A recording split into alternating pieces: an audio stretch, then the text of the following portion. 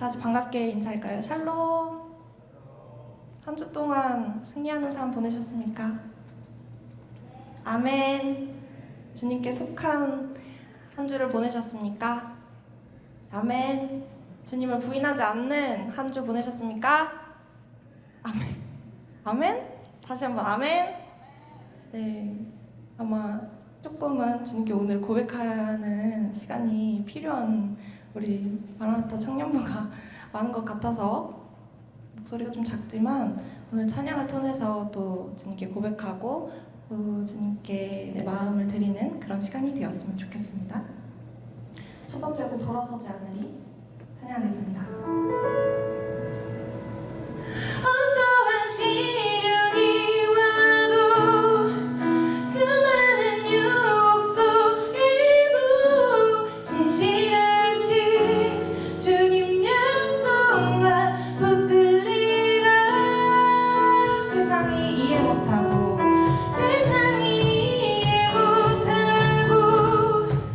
우리를 조롱하여도 신실한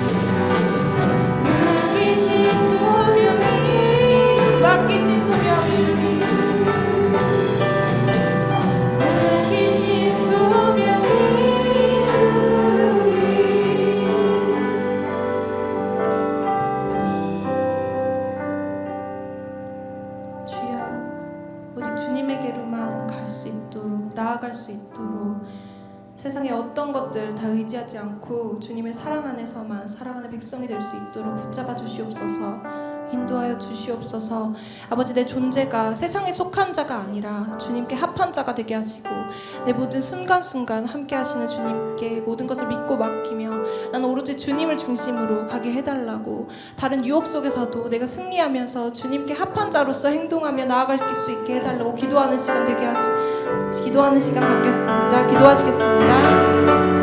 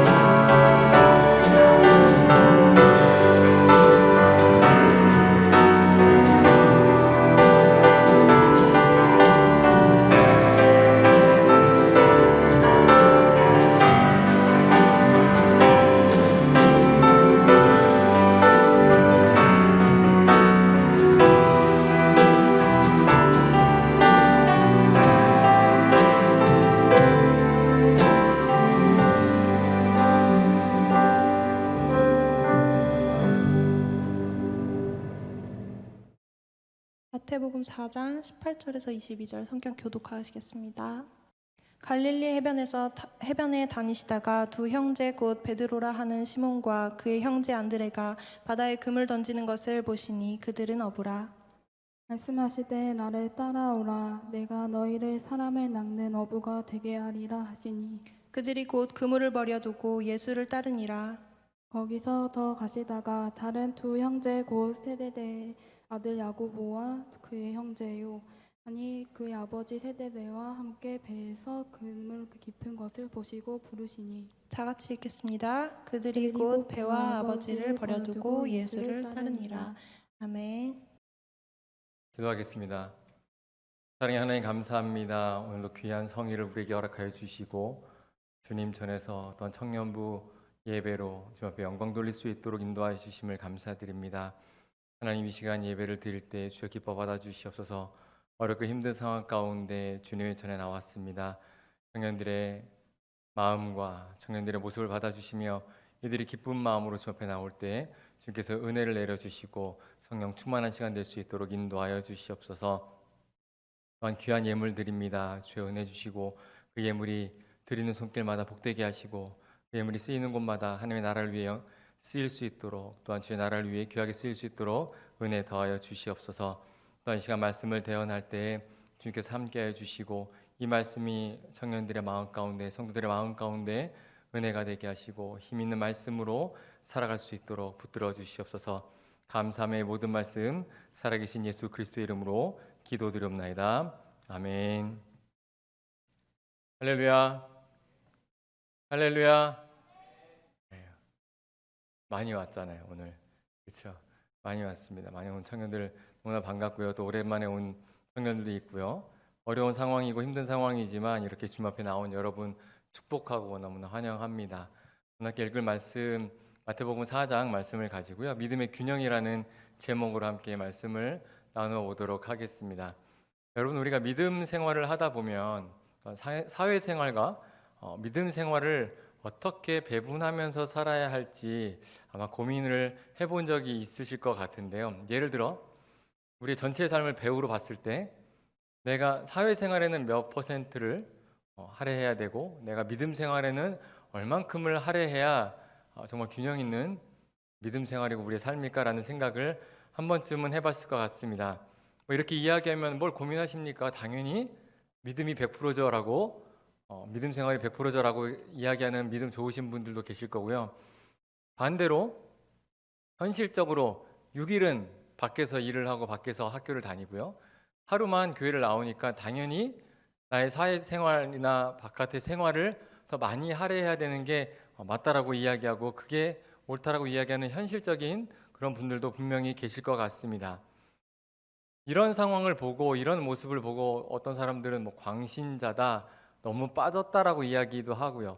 또한 반대로 뭐 날라리 신자다 뭐 이런 이야기도 하고 양다리 걸친 거 아니야 뭐 믿는 사람이 왜 이래라고 이야기할 정도로 이런 것들을 우리의 모습을 보고 판단을 하기도 합니다. 도대체 어느 정도면 될까요? 여러분이 생각하는 퍼센티지는 어느 정도입니까? 몇 프로가 정답이라고 말하기는 어려울 것 같은데요. 그러면 정답은 없으니까 여러분이 생각하는 각 개개인이 생각하는 퍼센티지는 어느 정도 됩니까? 50대 50? 50대 50이면 되겠습니까? 이 정도면 믿음 생활 할 만합니까? 아니면 60대 40 뭐 여러분이 생각하는 것들이 있을 거예요. 아니면 이런 고민을 안 하시는 분들도 분명히 있을 겁니다. 지금 같은 상황이라면 더 힘들겠죠. 정부가 나서서 우리에게 뭐 믿음 생활하는 것부터 시작해서요. 소모임까지 이제 못하게 하는 상황 다 아시죠? 이런 상황이 있으니까 우리가 정말 많은 시간들을 또한 예배나 우리가 믿음 생활에 할애한다라는 것이 쉽지 않은 상황임에는 분명합니다.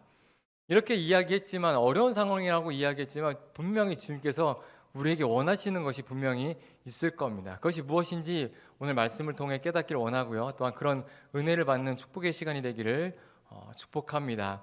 오늘 본문은 예수님께서 공생의 사역을 시작하시면서 제자들을 부르는 장면부터 시작합니다.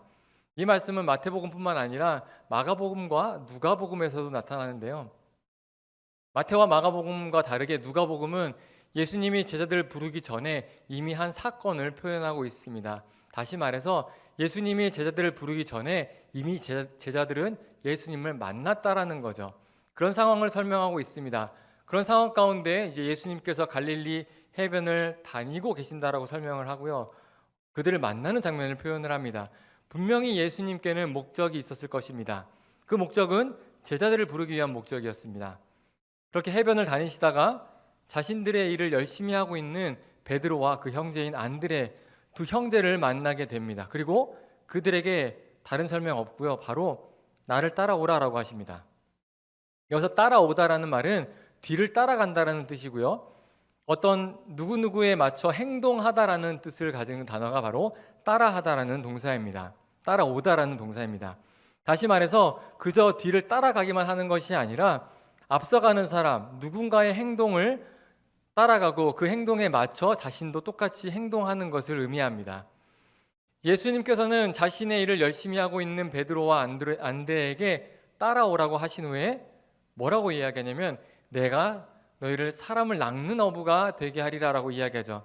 아주 유명한 말씀입니다. 믿는 사람이라면 한 번쯤은 들어봤을 말씀이죠. 앞에 이야기와 연결을 시켜보면 너희가 나를 따라와서 이제 그냥 어부가 아니라 사람을 낚는 어부가 돼야 된다는 이야기를 하고 있습니다. 이 말씀을 들은 베드로와 안드레는 어떻게 합니까? 바로 반응을 하죠. 20절을 보면 그들이 곧 그물을 버려두고 예수님을 따랐다라고 이야기합니다. 본문에서는 되게 쉽게 이야기하죠. 나를 따르라. 버리고 따라요. 중간에 왜요? 없습니다. 바로 예수님을 따라가게 됩니다. 우리가 보기에는 간단하지만 분명히 그들이 거부할 수 없는 무엇인가가 분명히 있었을 것입니다. 아무튼 그들은 예수님을 따라가죠. 그것으로 끝나는 것이 아니라 예수님이 조금 더 가시다가 세베대 아들 야고보와 요한을 또 만나고 그들을 또 부릅니다. 그들도 어부였고요. 그들은 배에서 그물을 깁고 있다라고 이야기를 하고요. 그들을 부르셨는데 야고보와 요한은 무엇을 버렸냐면 배를 버렸다고 나오고요. 아버지를 버려두고 예수님을 따라갔다라고 이야기합니다. 여기까지가 오늘 말씀입니다. 더 이상 뒤에 읽지 않았고요. 여기까지가 우리가 읽은 말씀입니다. 그 이후에 그들이 예수님을 어떻게 따랐는지 또한 그 부르심을 받은 그들이 어떻게 행동을 했는지는 그 뒤에 우리가 읽진 않았지만 많은 말씀을 통해 알 수 있습니다. 그들이 온전히 예수님께서 받은 사명을 감당했다라는 것을 알 수 있고 그들의 생명까지 아끼지 않고 순종했다라는 것을 우리는 알 수 있습니다. 사랑하는 청년 여러분, 여러분은 어부였던 제자들이 예수님을 만나고요. 부르심을 받는 이 장면을 보면서 어떤 생각을 해보셨습니까?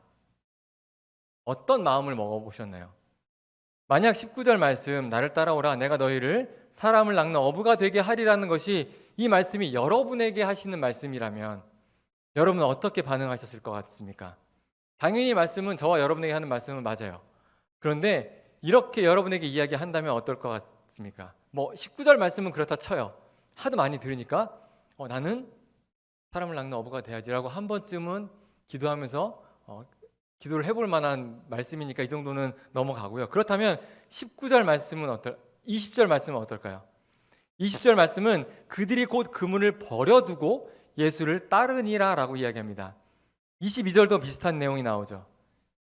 이제 여기서 많은 기독교인들이 고민에 빠지게 되는 겁니다. 고민이 생기는 거죠. 나는 믿음의 균형을 어떻게 맞춰야 할까? 서두에서 말씀드린 것처럼 믿음의 생활과 내 개인적인 사회 생활을 어느 정도 맞춰야 균형 있는 믿음 생활이고 균형 있는 삶일까라고 고민하게 된다라는 겁니다.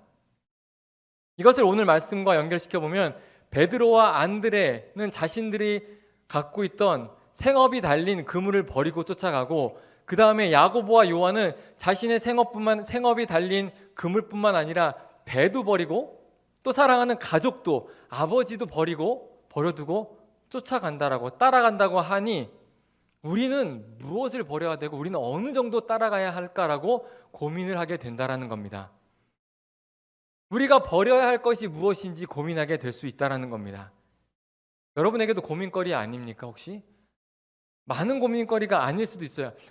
아니면 저는 이미 정해놨어요. 20%입니다. 믿음 생활은. 제 생활은 80%니까 절대 건들지 마세요. 침범하면 교회 안 나옵니다라고 이미 정해놔서 고민을 안 할 수도 있지만, 분명히 우리가 믿음 생활을 하다 보면 그 20%에서도 고민을 할 수 있다라는 겁니다. 내가 20%가 너무 많은 거 아니야? 도대체 몇 %가 균형이 맞는 거야? 라고 고민을 할 수밖에 없는 게 바로 우리의 모습이라는 겁니다. 우리가 알듯이 예수님의 12제자는 예수님의 부르심을 받고 그들이 어떤 마음을 먹고 살았는지는 압니다. 그러나 우리가 그 모습은 알지만 우리에게 적용하기가 쉽지 않다라는 겁니다. 그렇다고 12명의 제자가 우리가 12명의 제자가 어떻게 살았는지 알지만 모든 사람들이 다 그렇게 살았을까요? 예수님을 따랐던 제자들이 다 그렇게 살았을까요? 아닙니다. 마태복음 8장을 살펴보면 거기에 보면 어떤 제자가 한 명이 나오는데 누군지는 나오지 않는데요. 그 제자가 뭐라고 이야기하냐면, 예수님, 제가 아버지를 먼저 장사하고 따라갈 수 있게 허락해 주세요라고 이야기를 합니다. 돌아가셨나 봐요. 그랬더니 뭐라고 얘기하냐면 예수님이 아니다, 죽은 자들로 그냥 죽은 자는 장사하게 하고 넌 나를 따라와라 라고 이야기합니다. 무슨 말일까요? 아니라는 겁니다. 지금 당장 따라오라는 거죠. 그 제자가 예수님을 즉시 따랐는지 나와 있지 않지만 분명히 즉시 따르기에는 어려움이 있었다라는 이야기입니다. 그뿐만 아니라 마태복음 19장에 보면 재물이 많은 부자 청년이 나오는데요. 어떻게 해야 영생을 얻을지 궁금해서 예수님께 찾아오죠. 예수님이 뭐라고 대답하냐면 네가 많은 것들을 행했구나. 이제는 네 재물을 팔아 가난한 사람들에게 나눠주고 나를 따라라 라고 이야기합니다. 그랬더니 어떻게 했을까요? 그 청년은 성경에 보면 그가 재물이 많음으로 근심하여 떠났다라고 이야기합니다. 예수님을 따라간 것이 아니고요, 떠났다라고 이야기합니다. 이 부자 청년은 자신이 지금까지 생각하고 있던 그 균형이 흔들리니까, 그 균형이 무너지니까 예수님을 떠날 수밖에 없었던 것입니다. 이들만 그랬을까요? 아닙니다. 저나 여러분이나 믿음을 가지고 사는 많은 사람들이 이 균형 때문에 고민을 합니다. 분명히 내 삶은 주의 것 찬양도 하죠. 나의 전부 되신 예수님이라고 찬양도 합니다. 주님 뜻대로 살겠다고 하고요. 오늘 찬양 뭐였어요? 절대 돌아서지 않겠다라고 찬양했죠. 그런데 다들 돌아서서 집에 가죠. 죄송합니다. 아무튼 돌아서잖아요. 집에 갈 때 돌아서는 것뿐만 아니라 우리가 삶을 살아가면서 내가 전부 다 맡기겠습니다, 주님이 나의 전부라고 하지만 이 부자 청년처럼 자신이 생각했던 그 균형이 무너져 버릴까 봐 고민하며 떠나가는 모습이 바로 우리의 모습이란 거죠. 참 이것이 어려운 일이라는 겁니다. 그런데 어렵다 해도 이 세상을 살아가는 저와 여러분, 믿음으로 살아가는 저와 여러분은 믿음의 균형을 이루어야 합니다. 이렇게 이야기하면 그래도 믿음 생활에 더 많은 것들을 투자해야 되지 않나요? 본인은 아니어도 나는 지금 부족하지만 그래도 적어도 60대 40 교회 생활, 믿음이 60이고 사회가 40, 이 정도는 해야 되지 않나요? 균형을 맞추려면 안 되는 거 아닙니까? 라고 그렇게 이야기하시는 분들이 계실지도 모르겠습니다. 여러분 어떻습니까? 그런데 현실은 어떻습니까? 여러분 현실 어떠세요? 믿음 생활에 더 많은 시간을 투자할 수 있으세요? 청년 여러분, 믿음 생활에 많은 것들을 투자할 수 있으세요? 현실적으로? 아니잖아요. 불가능하지 않아요? 조금 전에 이야기한 것처럼 사역자가 아닌 이상 어떻게 보면 힘듭니다. 그럼 하나님 앞에 불충한 여러분입니까? 어떻게 생각하시나요? 벌을 받아야 하나요? 또 이것도 아니죠. 믿음으로 산다는 것은 잘 생각해야 될 것이 그저 풀타임 사역자, 저와 같은 풀타임 사역자로 살아가는지 그렇지 않은지의 문제가 아니라는 겁니다. 믿음으로 산다는 것은 여러분이 무엇을 하든지 믿음의 균형을 이루며 살아가는 것이 바로 믿음으로 산다는 이야기입니다. 그럼 믿음의 균형을 이루는 것은 무엇일까요? 균형이란 말은 뭐예요? 어느 한쪽도 기울지 않는 것이 균형입니다. 다시 말해서 믿음 생활, 여러분이 살아가는 사회생활 뭐 하나 기울이지 말라는 거죠. 그렇다면 믿음의 균형이라는 건 뭘까요? 우리가 믿음의 균형을 정의하기 전에 우리가 먼저 기억해야 할 것이 있는데요. 그건 먼저 살펴보며 함께 말씀을 보도록 하겠습니다. 먼저는 오늘 말씀에서 예수님이 제자들을 어부로 부르셨다라는 것을 여러분 기억하셔야 합니다.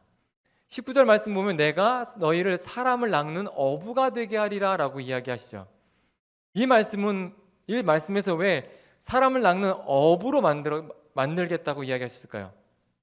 만약에 그 제자들이 다른 일을 하는 사람이었으면 어떻게 이야기를 했을까 좀 생각을 해봤어요. 사냥꾼이었다면 뭐라고 성경에 써 있었을까요? 너희를 사람을 잡는 사냥꾼으로 만들겠다 뭐 이렇게 이야기하지 않으셨을까요? 만약에 지금 시대라면 그 중개업 하시는 부동산 중개업을 하시는 분이 있다면 만약에 그 제자들이 그런 일을 한다면 뭐라고 그랬을까요? 예수님이 뭐라고 말씀하셨을 것 같습니까? 내가 너희를 하늘 아버지의 집을 소개하는 그런 부동산 중개업을 하는 사람으로 만들겠다. 혹시 이렇게 말씀하지 않으셨을까요? 말이 안 되지만 이렇게 이야기를 해보고 싶은 이유가 여러분이 오늘 살아가는 삶 속에 여러분이 하는 일들이 여러분이 하는 모든 것들이 하나님의 일이 될 수 있다는 것을 말씀드리고 싶은 겁니다. 예수님께서는 여러분을 오늘 본문의 제자들처럼 그리고 목회자들처럼 풀타임 사역자로만 부르시는 것이 아니라는 거죠. 이 말은 어부라면 사람을 건지는 어부가 돼야 되고요. 당연히 물고기도 잡아야겠죠. 어부니까 물고기도 잡아야겠죠. 만약 여러분이 노래하는 가수라면 사람을 살리는 노래를 해야 한다라는 겁니다. 의사라면 당연히 사람을 살리는 의사가 되어야겠죠. 그럼 헤어 디자이너는 어떻게 해야 될까요? 헤어 디자이너라 할지라도 사람을 살리는 헤어 디자이너가 돼야 한다라는 이야기입니다. 믿음의 균형을 이루기 위해서는 교회에서 예배드리고 찬양하고 기도하고 제자 훈련하는 것으로만 끝나는 것이 아니라 여러분이 있는 자리에서 복음으로 살아가야 하는 겁니다. 죄인인 우리가 그 은혜를 누렸기 때문에 여러분의 삶 속에서 그 복음으로 사람을 살리며 그렇게 살아가야 한다라는 말씀입니다. 여러분은 그렇게 부르신 것입니다. 저 여러분의 자리에서 또한 그렇게 사람을 살리는 자들로 부르신 것입니다. 그리고 또 우리가 믿음의 균형을 이루기 위해 기억해야 하는 것은 부르심을 받은 제자들이 그물과 배 그리고 아버지를 버렸다라는 것을 기억해야 됩니다. 이 말씀을 가지고 아주 많은 해석들을 하고 적용을 합니다. 교회의 우선순위를 둬야 한다. 하나님의 일이 더 중요하다. 하나님이 부르시면 다 버리고 따라야 한다라고 적용을 하죠. 맞습니다. 여러분도 그렇게 생각하죠. 맞습니다. 우리가 이렇게 살아야 합니다. 말씀에서 나온 버려두고라는 단어는 보내버리다, 포기하다, 뭐뭐에게서 떠나다라는 의미니까 우리도 이런 믿음으로 살아야 한다는 건 맞습니다. 베드로와 안드레, 야고보, 요한도 자신들의 직업을 다 버리고 예수님을 따른 것처럼 말입니다. 그런데 여러분, 서두에도 이야기했지만 그렇게 살 수 있으세요?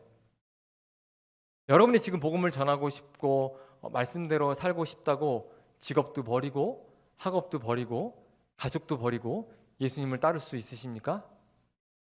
하나님이 부르시면 당연히 저처럼 다 버리고 가족은 안 버렸지만 다 버리고 따라야겠죠. 그렇게 해야 됩니다. 그럴 수밖에 없습니다. 그런데 하나님이 모든 사람을 그렇게 부르시지 않으셨습니다.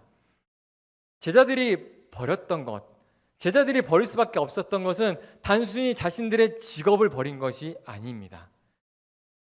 제자들이 버렸던 것은 예수님을 만나기 전에 자신들을 부정한 것입니다. 그것을 떠난 겁니다. 단순히 직업을 버린 것이 아니라 예수님을 만나기 전의 모습을 버렸다라는 겁니다.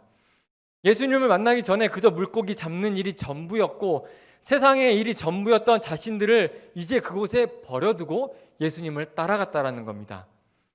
자신들이 업으로 살아가기 위해 반드시 필요했고 자신들의 무기와 같았던 그물, 그리고 자신들의 전 재산이라고 할 수 있는 배, 자신과 함께 살았고 자신의 생명과 같은 가족, 아버지 그리고 가족 전부였던 이 모든 것들을 예수님 만나기 전의 모습이라면 다 떠나버려야 한다는 것이 제자들의 모습이고 제자들이 버려둔 것입니다. 믿음의 균형을 이루며 산다는 것은 여러분을 부정하며 살아가는 것입니다. 아니, 예수님 없이 살았던 그 삶을 떠나야 한다는 말입니다.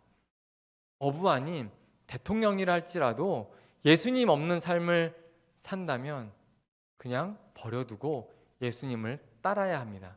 반대로 우리가 하는 일이, 여러분이 하는 일이 대통령처럼 위대한 일이 아니고 대단한 일이 아닐지라도 그 삶이 예수님이 계신 삶이고 예수님을 따라가는 삶이라면 그 삶은 예수님이 부르시는 삶이라는 겁니다. 저와 여러분이 있는 곳에서 주님이 함께 하시고 또한 그런 삶을 사시기를 주님의 이름으로 축복합니다.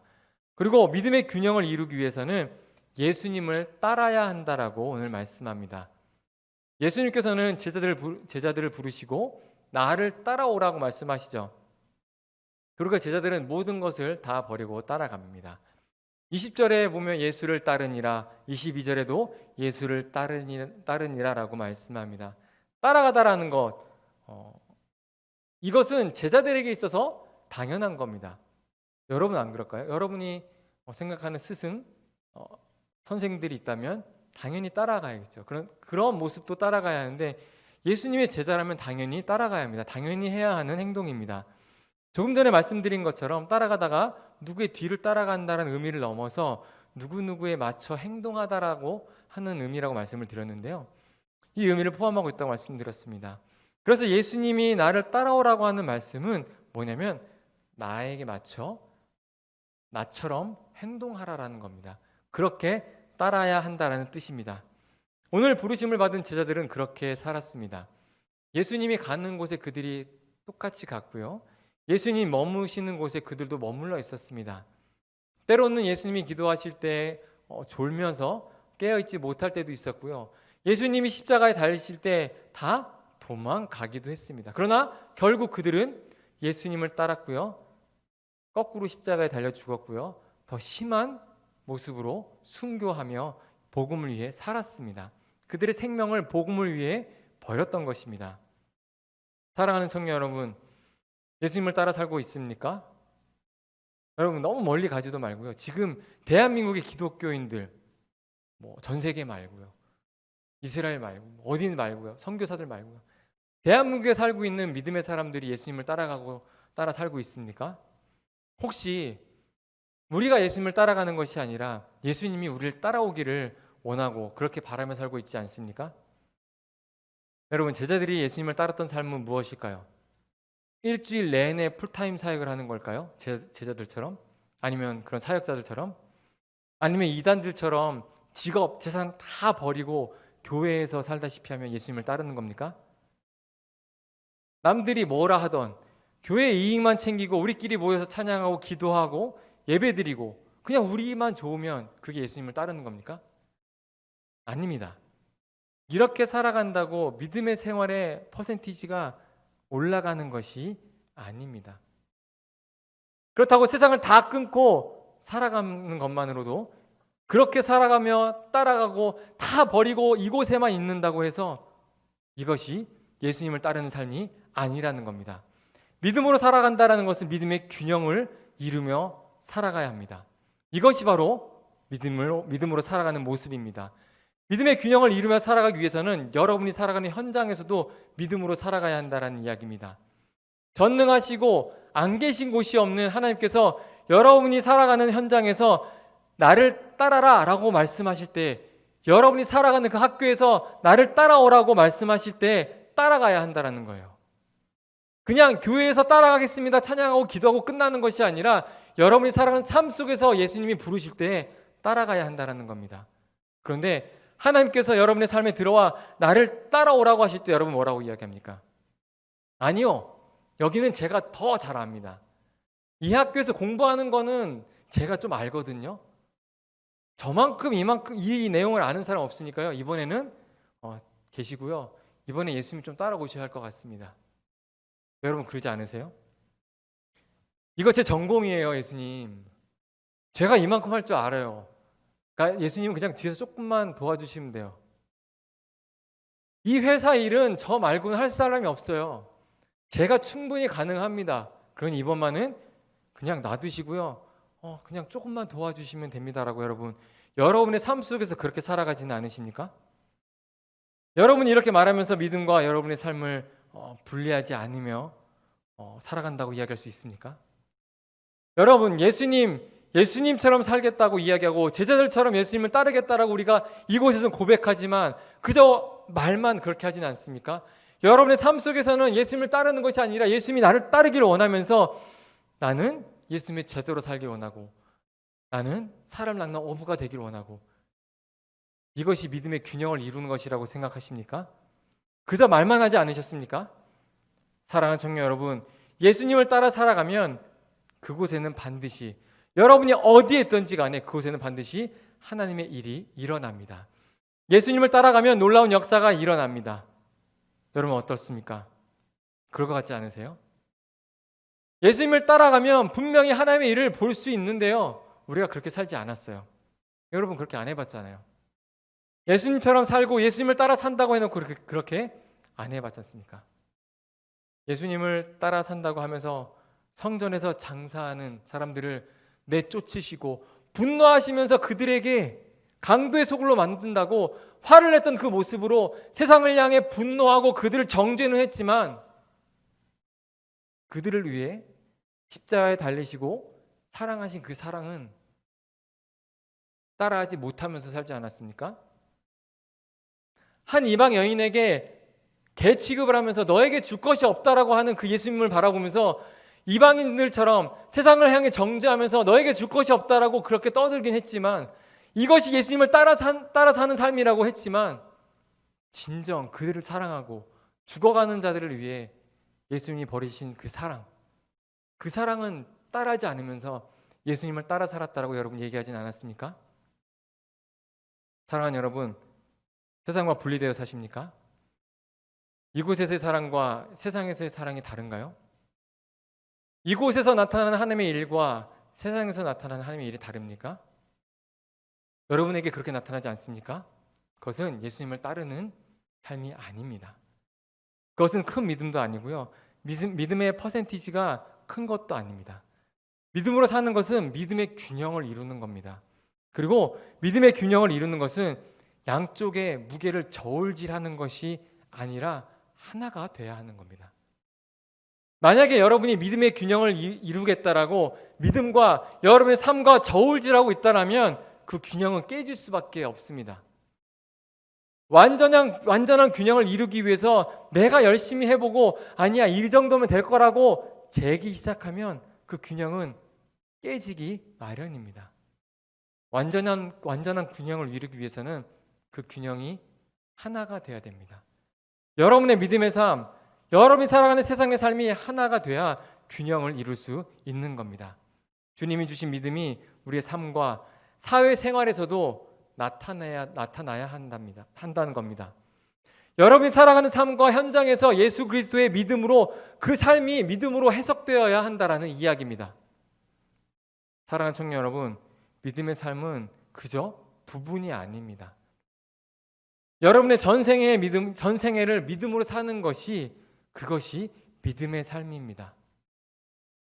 퍼센테이지를 나누고요, 균형을 나는 여기에 맷을 둘 거야, 나는 여기에 맷을 둘 거야, 그렇게 살아가는 것이 아니라 모든 것이 예수 그리스도로 하나가 돼야 한다라는 겁니다. 오늘 우리가 부를 찬양 가사를 보면 이런 가사가 있습니다. 주만 의지하라는 찬양인데요. 이 찬양 앞부분부터 살펴보고 중간에 보면 모든 일을 선으로 이겨내고 죄의 유혹을 따르지 않겠다라는 말씀이 있습니다. 그런 찬양의 가사가 있고요. 나를 구원하신 영원한 그 사랑 크신 은혜로 나를 붙드신다라고 이야기를 합니다. 그 다음에 이런 가사가 나와요. 주어진 내 삶이 작게만 보여도 선하신 주 나를 이끄신다라고 이야기합니다. 그 밑에 단을 또 살펴보면 보이는 상황에 무너질지라도 예수 능력이 나를 붙드네라고 이야기합니다. 여러분, 때로는 우리에게 믿음의 삶은 주어집니다. 주님이 주셨기 때문에요. 그런데 우리에게 주어진 그 믿음의 삶은 균형을 이루기 위해 저울질하는 삶이 아니라 오늘의 말씀에 제자들처럼 모든 것을 버리고 예수님을 따르는 삶을 살아야 하는 겁니다. 그런데 정말 그렇게 살든지 풀타임 사역자처럼 그렇게 살든지 아니면 정말 일주일 내내 세상에서 너무 힘들어서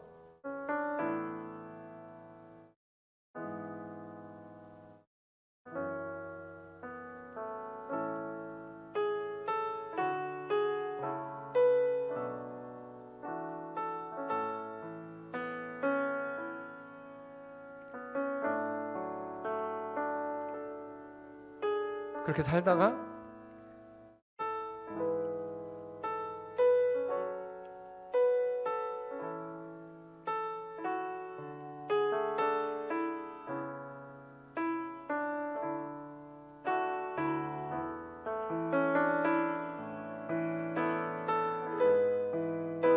그렇게 일주일 내내 살다가 너무 힘들어서 주일에 한 번 나와 예배드리고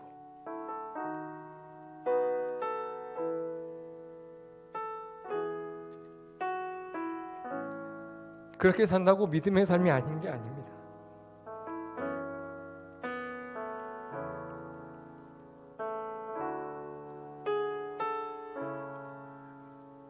주님이 원하시는 것은 균형을 이루기를 원하십니다. 여러분이 어떤 삶을 살든지 그 중심이 하나님께 있기를 원합니다. 여러분 상관없어요. 여러분 일주일 동안 세상에서 치열하게 살고 오늘 하루 나와서 예배를 드려도 상관없습니다.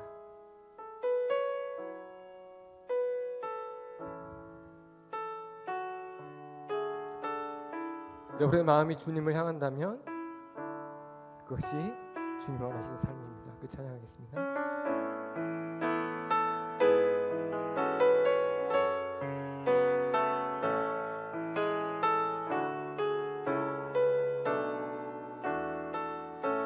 의지했던 모든 것 의지했던 모든 것 변해가고 억울한 마음은 꺼져가네 부끄럼 없이 살고 싶은 주님 하시네 모든 일을 선으로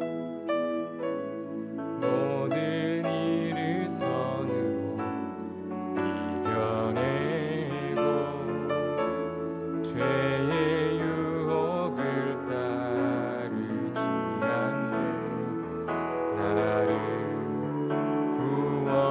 구원하신 영원한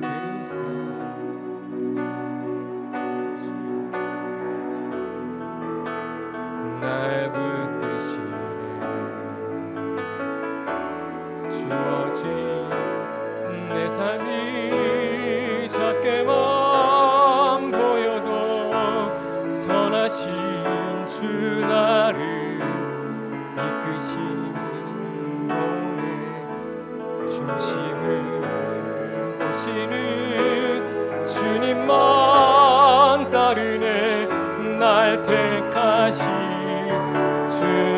주만을 지혜 보이는 상황에 무너질지라도 예수 능력이 나를 붙드네 보이지 않아도 주님만 따르네 내 평생 주님을 노래하리라 주어진 내 삶이 적게만 보여도 선하신 주 나를 이끄신 분의 중심을 보시는 주님만 따르네 날 택하신 주만을 지혜 보이는 상황에 무너질지라도 예수 능력이 나를 붙드네 보이지 않아도 주님만 따르네 내 평생 주님을 노래하리라.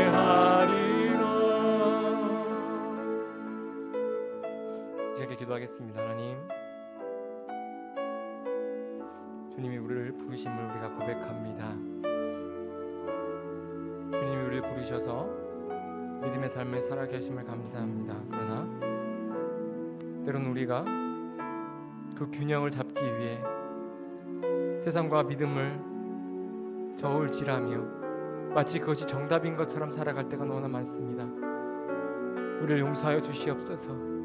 우리가 무엇인가 할 수 있을 것처럼 살아가는 우리를 용서하여 주시옵소서. 그러나 오늘 말씀 가운데 주님이 사람을 낳는 어부가 되게 하리라고 하신 말씀, 주님이 만들어 주시겠다라고 하신 그 말씀을 우리가 붙들고 달려갑니다. 우리의 능력이 아닌 주님이 붙드심을 바라보며 우리는 오직 주님만 의지하며 달려갈 때 정말 선하시고 우리에겐 작게만 보이지만 정말 우리의 중심을 보시며 우리를 이끄시는 주만 바라보며 살아가는, 그래야 정말 믿음의 균형을 이루고 세상과 아버지의 믿음이 분리되는 것이 아니라 하나가 되어 주 앞에 승리하며 주의 말씀대로 살아가는 믿음의 자녀들이 되고 믿음의 청년들이 될 수 있게 되라고 시간 기도하며 나가는 시간 갖겠습니다. 기도하겠습니다. 하나님 감사합니다. 우리가 늘 주시며 아버지 주의 말씀 가운데 아버지 주의 은혜로 주의 사랑으로 이곳에 불러주시며 아버지 믿음으로 살아가심을 감사합니다. 사랑의 하나님, 우리가 주여 주께 주신 그 말씀대로 살아가기 소망하며 아버지 우리가 믿음의 균형을 이루고 살아가기 원하지만 때로는 우리가 세상과 아버지 믿음과 균형을 이루기 위해 아버지 정말 저울질하며 아버지 살아갈 때가 너무나 많습니다. 아버지 우리를 용서하여 주시옵소서. 아버지 우리에게 능력 주시고 힘 주시며 아버지 우리가 저울질하며 살아가는 것이 아니라 우리가 정말 믿음과 우리의 모든 것이 하나가 되어 우리의 중심을 주님께 드리며 아버지 우리의 중심을 주 앞에 드리며 정말 믿음으로 살아가는 믿음의 청년들이 될 수 있도록 인도하여 주시옵소서. 이들이 일주일 동안 아버지 지쳐 살아간다 할지라도 이들이 정말 일주일 동안 험난한 삶을 살아가며 지쳐 쓰러져 주 앞에 무릎 꿇지 못하는 상황이 된다 할지라도 이들이 정말 지금 전에 나와 하루 앞에 하루 두번 주 앞에 기도하며 찬양한다 할지라도 이들의 중심이 흔들리지 않도록 붙잡아 주시옵소서. 이들의 믿음이 아버지 흔들리지 않도록 붙잡아 주시옵소서. 세상이 모두 이들을 아버지 정말 흔들지 못하며 세상이 모두 이들의 믿음을 빼앗지 못하도록 주여 붙들어 주시옵소서. 이들이 주님만 의지할 수 있도록 인도하여 주시옵소서. 아버지 하나님 모든 것을 주께 맡깁니다. 오직 주님만 의지할 수 있도록 아버지 이들 평생에 주님만 노래하며 살아갈 수 있도록 함께하여 주시옵소서. 오직 주님만 의지합니다. 주여 붙잡아 주옵소서. 주여 보이는 상황에 무너질지라도 예수의 능력이 나를 붙드네 보이지 않아도 주님만 따르네 내 평생 주님을 노래하리라.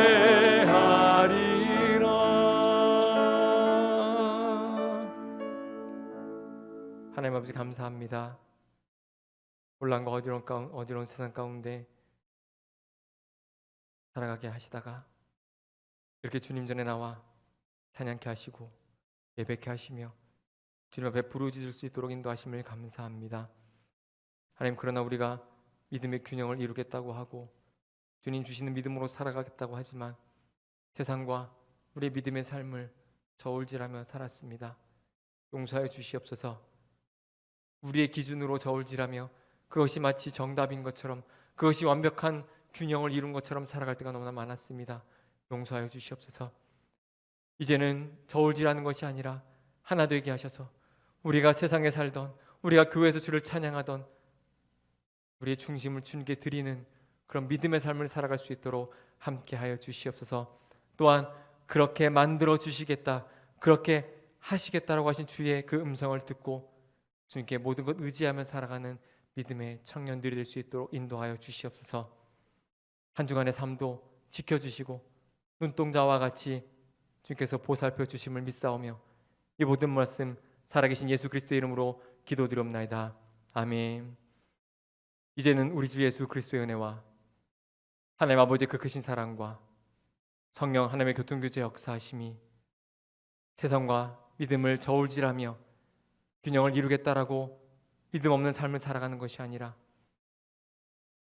우리의 중심이 하나가 되며 우리의 중심을 주님께 드리며 온전히 믿음의 균형을 이루며 살아가길 소망하여 함께 예배한 모든 청년들 머리 위에와 또한 이들이 살아가는 모든 발걸음 위에 그리고 동원교회 위에 이제로부터 영원토록 함께 있을지어다. 아멘.